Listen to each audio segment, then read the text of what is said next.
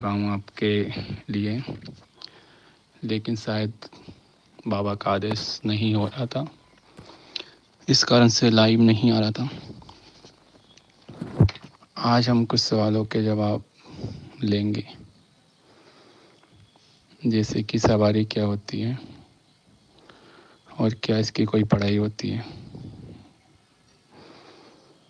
देखिए, सवारी 3 तरह से आती है। एक सवारी जो देवताओं द्वारा खुद आपको चुना जाता है। दूसरी जो एक गुरु द्वारा अपने शिष्य को दी जाती है। तीसरी जो सवारी होती है वो मंत्रों द्वारा, पूजा पाठ द्वारा, अपनी भक्ति से खुश होकर देवता हमें प्रदान करते हैं। तो इन 3 तरह से सवारी आती है। तो इन 3 जो तरीके हैं, या फिर 3 जो कहें कि सवारी जो आती हैं, इन तीनों में से कौन सा श्रेष्ठ है? सबसे श्रेष्ठ माना जाता है कि देवता खुश होकर खुद आपको सवारी प्रदान करें, किसी की भक्ति से प्रसन्न होकर, किसी देवता की कृपा होती है और वो सवारी रूप में उस भगत पे आती है, वो सवारी सबसे अच्छी मानी जाती है।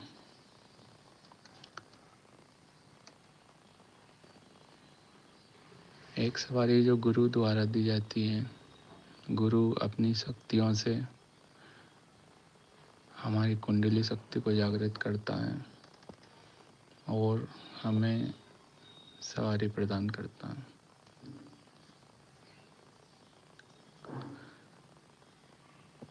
तो सवारी होती क्या है? सवारी एक तरह की तरंग होती है। पूरे देवता कभी शरीर में नहीं आते किसी के। एक तरंग, छोटी सी एक किरण जो हमारे शरीर में आती है और लोगों के कष्टों को दूर करती है, उनके सवालों के जवाब देती है। क्योंकि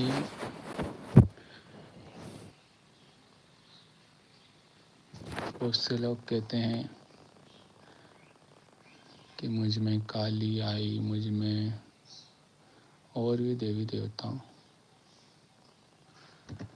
लेकिन सिर्फ उसकी तरंग मात आती है छोटी सी। पूरा किसी के शरीर में पूरे, कोई ये कहे कि पूरी काली माता या फिर दुर्गा माता मेरे शरीर में आ गई है, तो वो नहीं है सही। उसकी एक बहुत छोटी तरंग आती, क्योंकि किसी भी पूरी शक्ति को झेलने की क्षमता हमारे शरीर में नहीं है। एक तरंग मात्र से ही काम हो जाता है। नहीं, हमारा शरीर इतना शुद्ध है, पवित्र है, किसी भी पूरी शक्ति जो है, पूरे देव जिनको बोले, वो हमारे शरीर में आ जाए और वास करें। एक तरंग आती है, वो भी कुछ समय के लिए लोगों के कष्टों को देखती है, उनके सवालों के जवाब देती है और फिर वापस वो चली जाती है। लेकिन कुछ लोग ये समझते हैं कि नहीं, पूरी मैं ही देवी बन गई। झांकियों में देखा है कि माता रानी की मूर्ति पर पैर रखकर कुछ लेडीज़ अपने आप को खुद माँ दुर्गा समझती हैं कि नहीं, अब तो मैं ही दुर्गा हो गई। तो मूर्ख इंसान रहते हैं वो, जिनको ना तो कुछ जानकारी है, ना ही उसके बारे में कुछ पता है। इस तरह से करना बिल्कुल भी सही नहीं है। और जिनके ऊपर सही सवारी आती है, वो कभी भी ढोंग धतूरे ऐसे प्रपंच नहीं रचते हैं कि मैं लोगों को बताऊं झांकियों में या फिर कहीं ऐसी जगह पर जहाँ पर पब्लिक है कि मैं सवारी आ रही है और मैं देवी खेल रही है मेरे ऊपर। सच्चा साधक ऐसा कभी भी कुछ नहीं करता हूँ। वो एकदम इन सभी चीज़ों से दूर रहता है, दिखावे से दूर रहता है। उसे दिखावा बिल्कुल भी पसंद नहीं होता है। तो आजकल एक फैशन मान लो, फैशन सा हो गया है। यूट्यूब पर देखकर लोग वाग पागल हो रहे हैं सवारियों के प्रति कि हमें भी सवारी चाहिए, हमें भी सवारी चाहिए। तो इतना सरल नहीं है सवारी। कोई किसी को ऐसे कोई सवारी नहीं दे सकता, ना ही कोई ले सकता, ना ही इसकी कोई पढ़ाई होती है। ये तो सिर्फ आपकी भक्ति होती है। आपकी भक्ति से प्रसन्न होकर आपको दैवीय ऊर्जा प्राप्त होती है, जिस देवी ऊर्जा से आप लोगों के कष्टों को दूर करते हैं।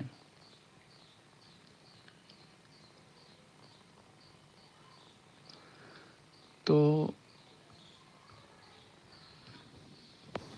जो लोग नए हैं, जिनके ऊपर सवारी आती है, वो लोग समझ नहीं पाते कि आखिर बात कैसे करेगी कोई शक्ति मेरे से, या फिर मैं किसी के सवालों के जवाब कैसे दूंगा। शुरू शुरू में मुझे परेशानी होती है बहुत ज़्यादा। तो जो लोग नए रहते हैं, उनसे डायरेक्ट शक्तियाँ बात करना शुरू नहीं करती हैं। काफ़ी समय लगता है जब आप शक्तियों की भाषा या फिर उनकी बातों को समझते हैं, या फिर वो आपसे बात करते हैं। उनकी एक अलग अपनी भाषा है जो वो आपको बताती हैं, आपसे बोलती हैं। आप दूसरों को उन कष्टों को, जो लोग अगर आपसे सवाल पूछते हैं, उनका आप जवाब देते हो।